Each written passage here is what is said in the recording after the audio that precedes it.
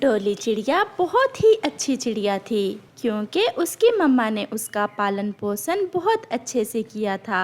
अब डोली जवान हो गई थी। एक दिन डोली नदी पर बैठी हुई थी कि वहाँ एक पक्षी आता है जिसे पहली ही नजर में डोली पसंद आ जाती है। आप बहुत सुंदर हो। मैं पास वाले जंगल में रहता हूँ। क्या आप मुझसे शादी करेंगी? ये सुनकर डोली तो शर्मा जाती है।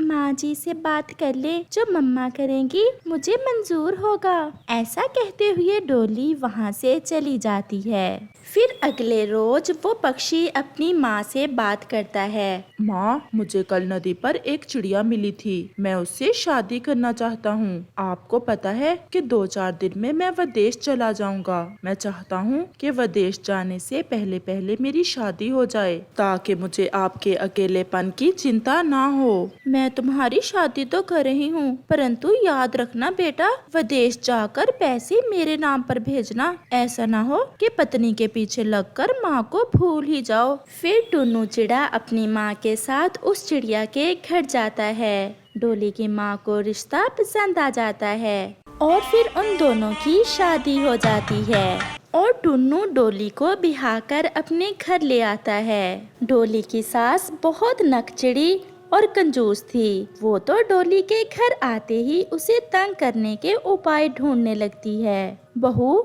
जरा एक कप चाय तो बना कर लाओ। ले माँ जी, मेरे पंखों की चाय मेरी मम्मा को बहुत पसंद थी, आपको भी बहुत पसंद आएगी। हाय, थू थू, ये कोई चाय है? जैसे गर्म पानी हो। ऐसी चाय मैं नहीं पीती। लाए माँ जी, मैं पी कर देखता हूँ। माँ जी, अच्छी बनी है चाय, बस थोड़ा मीठा कम है। वो तो मैंने इसलिए कम डाला था, कहीं माँ जी को शुगर ना हो जाए। अरे बढ़िया ही मुझे शुगर करने वाली, शुगर हो तेरी माँ को। ऐसे ही कुछ दिन गुजर जाते हैं और डोली का पति अपने काम के लिए विदेश चला जाता है। अब तो इसे ऐसा सीधा करूँगी कि मेरा हर कहना मानेगी ये बहू। ये क्या, भोजन खुद ही लेकर खा रही हो? आज से ऐसा नहीं चलेगा। जब तुम्हें भूख लगे तो मुझे बताना और मैं अपने पंखों से भोजन दूंगी तुम्हें। परंतु माँ जी, मैं कौन सा? चुप चुप, अगर ज्यादा बोली तो जबान काट दूंगी। अब जाओ और भोजन ले आओ। माँ जी, पति जी तो घर में ढेर सारा राशन रख कर गए थे और वो मुझे बोल कर गए थे कि बाहर नहीं जाना। अगर इस घर में रहना है तो जैसा मैं कहती हूँ वैसा करना होगा। फिर डोली चुपचाप घर से निकल जाती है। वो सारा दिन भोजन की खोज करती है, परंतु उसे कुछ भी नहीं मिलता। वो खाली पंखी वापस लौट आती है। माँ जी, आज पहला दिन था ना, मुझे कुछ भी नहीं मिला। ये काम तुमसे नहीं होगा। मैंने तो पहले ही कहा था अपने बेटे को कि ऐसी चिड़िया से ना ही शादी करो जिसे खाना आता हो और खिलाना ना आता हो। माँ जी, मुझे भूख लगी है, आप घर में जो राशन है उसमें से मुझे कुछ भोजन दे दें। फिर उसकी सास उसे थोड़े से नमक के साथ एक रोटी दे देती है। माँ, आज सब्जी नहीं बनाई क्या? जो दिया है खा लो, अगर नहीं पसंद तो वापस दे दो। मैं अपने बेटे के पीछे पीछे घर को अजाड़ दूं क्या? आज से रोटी नमक के साथ ही मिलेगी। जैसे आप खुश सासू माँ, ऐसे ही मैं खुश। फिर डोली भोजन खाकर सो जाती है। ये कैसी बहू है, लड़ाई करने का कोई मौका बनने ही नहीं देती। अच्छा, कल देखूंगी। दूसरे रोज डोली अपनी सासू माँ से कहती है, माँ जी, आपके बाल कैसे बिखरे हुए हैं? आए मैं आपकी कंघी कर देती हूँ। जैसे हैं ठीक है मेरे बाल। और हाँ, आज से रोटी भी बंद, केवल नमक से ही गुजारा करना होगा। घर में आटा थोड़ा रह गया है, नमक में भी तो अच्छी खासी ताकत होती है। माँ जी, मैं नमक खाकर ही गुजारा कर लूँगी। जैसे मेरी सासू माँ खुश, ऐसे ही मैं खुश। फिर डोली थोड़ा सा नमक खा लेती है। अब जाओ और घर की मरम्मत के लिए कुछ लकड़ियाँ ले आओ। देख क्या रही हो, मैं भी नमक ही खाऊंगी। मैं कौन सा पराठे खा रही हूँ। फिर डोली वहाँ से चली जाती है। अब मैं जल्दी से आलू वाले पराठे बनाती हूँ और मिर्ची के अचार से खाती हूँ। फिर डोली की सास अपने लिए आलू वाले पराठे बनाती है। डोली एक सूखे पेड़ से कुछ लकड़ियाँ इकट्ठी कर लेती है। डोली, क्या बात है, आप तो दिन ब दिन कमजोर होती जा रही हो। क्या आपकी सास आपको भोजन नहीं देती? डोली एक अच्छी माँ की बेटी थी, इसलिए वो अपनी सास का पर्दा रखती है। नहीं नहीं माँ जी, हर रोज मुझे देसी घी के पराठे बनाकर देती हैं। मैं तो ठीक हूँ। ये लकड़ियाँ आपसे उठाई नहीं जाएंगी, चलो मैं आपकी मदद कर देती हूँ। लूसी कबूतरी डोली की कुछ लकड़ियाँ उठा लेती है और वो वापस घर जाती हैं। डोली जैसे ही घर पहुंचती है तो वो देखती है कि उसकी सास तो बेहोश पड़ी है। माँ जी, आपको क्या हुआ है? डोली, आप जल्दी से जाओ और बुलबुल को बुला कर लाओ, वो देखेगी कि आपकी सास को क्या हुआ है। फिर डोली तुरंत वहाँ से जाती है और बुलबुल डॉक्टर को बुला लाती है। डोली, आपकी सास का ब्लड प्रेशर बहुत ज्यादा बढ़ गया है, मैं इसे दवा देती हूँ। जब होश आएगा तो फिर ही पता चलेगा कि इसने क्या खाया है। बुलबुल के दवा देने के थोड़ी ही देर बाद डोली की सास होश में आ जाती है। आपका बीपी बहुत बढ़ गया था, क्या खाया था आपने?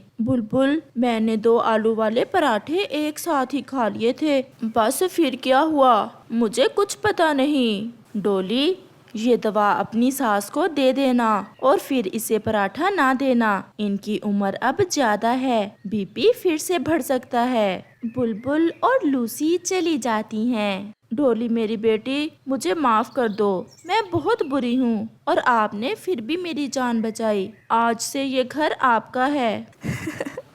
माँ जी, क्या मैं भी आलू वाले पराठे खा लूं या नमक ही मिलेगा? फिर वो सास बहू खुशी खुशी रहती हैं। किसी जंगल में चिड़िया अपने 2 बेटों के साथ रहती थी। अब उसके दोनों बेटे जवान थे और अब वो अपने दोनों बेटों की शादी करना चाहती थी। बंटू और टुनटने, अब मैं चाहती हूँ तुम दोनों की शादी कर दूं। तुम दोनों को नौकरियाँ भी अच्छी मिल गई हैं। अब बस मेरे घर में 2 प्यारी प्यारी बहुएं आ जाएं, तो मेरी सारी चिंता खत्म हो जाए। आपने जो करना है करें, मुझे कोई एतराज नहीं है। आपका जिससे मन करे मेरी शादी करवा देना। बस माँ, घरेलू सी चिड़िया देखना जो हमारे घर को भी अच्छे से देख सके और आपकी भी अच्छे से सेवा करे। लेकिन माँ, मैं तो अपनी पसंद की चिड़िया से शादी करूँगा। मेरे दफ्तर में एक चिड़िया काम करती है, वो बहुत सुंदर भी है और अमीर भी है, मैं तो उसी से शादी करूँगा। ठीक है बेटा, जैसे आप दोनों खुश वैसे मैं भी खुश। फिर बंटू और टुनटने की माँ अपने बेटों की शादी कर देती है। बंटू की पत्नी टूनी बहुत घरेलू और संस्कारी थी, जबकि टुनटनी की पत्नी टुनटनी बहुत मॉडर्न और नकचड़ी सी थी। टुनटनी बहुत अमीर घर से थी, इसलिए सास चिड़िया अपनी उस बहू का बहुत प्यार करती थी, जबकि टूनी एक गरीब घर से थी, इसलिए सास चिड़िया उसे सीधे मुंह ना बुलाती थी। ऐसे ही एक दिन सास चिड़िया की सहेली गोरी कवि उनके घर आई हुई थी। टूनी बहुत अच्छा भोजन तैयार करती है। ये भोजन तो बहुत स्वादिष्ट है, कहीं बाहर से ऑर्डर किया है? नहीं, ये मेरी बहू ने घर पर ही बनाया है। वो असल में मेरी बड़ी बहू घरेलू सी है, अगर रसोई का काम अच्छा नहीं करेगी तो और क्या करेगी? तुम शुक्र करो तुम्हारी बहू रसोई का काम कर लेती है, नहीं तो आजकल की बहुएं, उनके तो फैशन ही खत्म नहीं होते। फिर टुनटनी भी वहाँ आती है। माँ जी, मैं जरा पार्लर जा रही हूँ, वो गर्मी की वजह से मेरी स्किन बहुत खराब हो रही है, मैंने फेशियल करवाना है। अगर टुनटना आ जाए तो आप उसे भोजन दे देना, मुझे देर हो जाएगी। हाँ हाँ बहू, तुम जाओ, मैं दे दूंगी अपने बेटे को खाना, तुम अपना फेशियल अच्छे से करवाओ। फिर टुनटनी अपना फेशियल करवाने चली जाती है। ये तुम्हारी छोटी बहू तो बहुत कम अकल है, इसे इतना भी नहीं पता कि अगर घर में कोई मेहमान आया हो तो उसे नमस्ते कहते हैं, उसका हाल चाल पूछते हैं, और तुमने उस अकेली को ही पार्लर भेज दिया, अपनी बड़ी बहू को भी साथ भेज दी। बेचारी का काम कर कर के क्या हाल हो गया है, इसे पार्लर भेजकर क्या हो जाता, आखिर काम तो इसने रसोई में ही करना है। और बहू, तुम क्या खड़ी हमारी बातें सुन रही हो, जाओ जाकर रसोई के काम देखो। और फिर टूनी वहाँ से रसोई में चली जाती है। फिर एक दिन बंटू चिड़ा अपनी माँ से कहता है, माँ, मैं आपसे कुछ कहना चाहता हूँ। टूनी बेचारी अकेली ही सारे घर का काम करती है। अब टूनी गर्भवती है। आप थोड़ी सी जिम्मेदारी टुनटनी भाभी पर भी डालें। जब बंटू अपनी माँ से ऐसा कह रहा था तो टुनटनी और उसका पति टुनटना पीछे खड़े सुन लेते हैं। देख लिया अपने भाई को कैसे अपनी पत्नी की बातों में आकर सासू माँ से मेरी शिकायतें लगा रहे हैं। क्या मैं करवाती हूँ इसकी पत्नी से काम?